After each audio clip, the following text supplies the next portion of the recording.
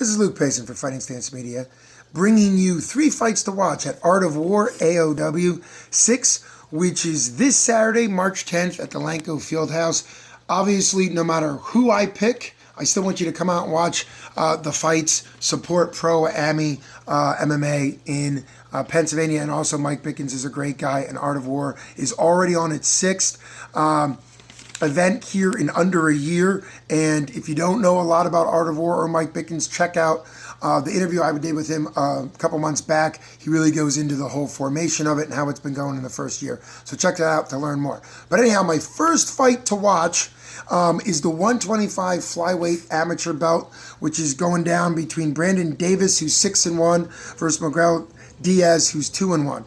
Davis right now, according to Tapology.com, is the #1 bantamweight amateur out of 64 other bantamweight amateurs in Pennsylvania. So he's bringing a lot of momentum, well ranked, but he is dropping down to flyweight. My guess is he's going to try to go for the flyweight belt maybe before going pro. That's just my guess. He's only had 1 loss by decision. It was split decision back in his second fight, which is back in 2015. So he's bringing quite a lot in. He's even ranked 5 out of 264 northeast of the United States. Diaz is going to come in as the spoiler. He's coming in off a submission loss. He has a 2-1 record, and obviously Diaz wants to get in there and see if he can upset. He is ranked 13 at bantamweight as well, so both these guys are moving from bantamweight down to flyweight, so that'll be a great fight to watch. Second fight to watch is Matt White Chocolate, great nickname by the way, Matt White Chocolate Turnbull versus Matthew, and I might butcher it, Skibaki. We'll just say it that way. I apologize if I butchered it. This is a pro bantamweight 135.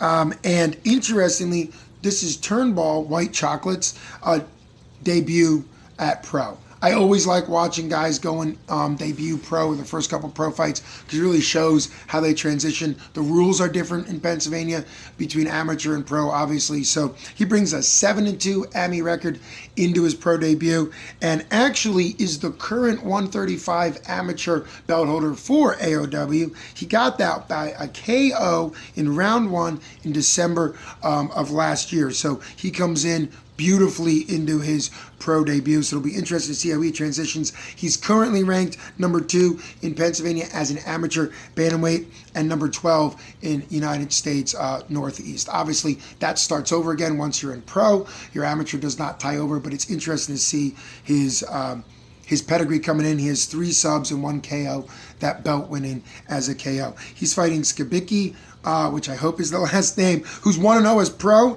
and his last fight was in November of last year. He also won KO by round 1. So even if you forget all the rankings and forget pro or amateur, it's just exciting that these are 2 guys both coming off KO round 1 victories in their last fight. So that'll be really exciting to watch. The last fight, keep your eye on, besides all of them that I picked, is the amateur 155 belt between John the Bearcat Brennan and Bart Bang Pierre. I've gotten to see both these guys fight live before. They're great fighters. This is the 155-pound belt.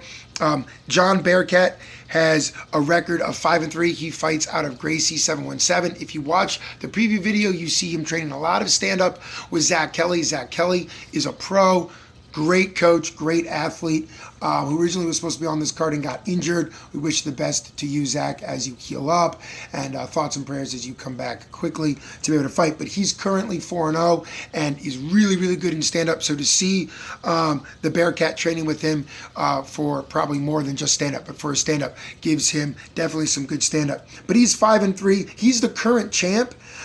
He won his belt by decision. He's ranked 25th in Pennsylvania and 113th in United States Northeast. The reason why I bring those numbers up is because Pierre is just behind him.